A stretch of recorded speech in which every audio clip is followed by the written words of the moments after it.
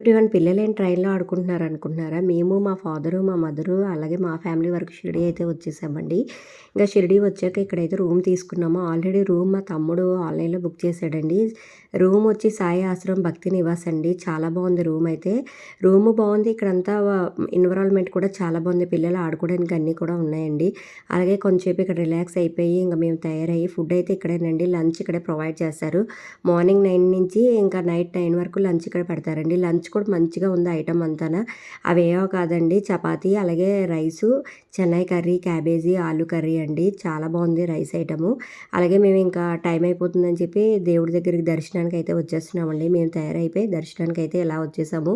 ఇక్కడ మొబైల్స్ అలాగే స్లిప్పర్స్ అవన్నీ పెట్టేసి మేమైతే దర్శనానికైతే వెళ్ళిపోతున్నామండి. ఇంకా దర్శనానికొచ్చి మనకి ఈవినింగ్ 6కి అయితే హారతుంది.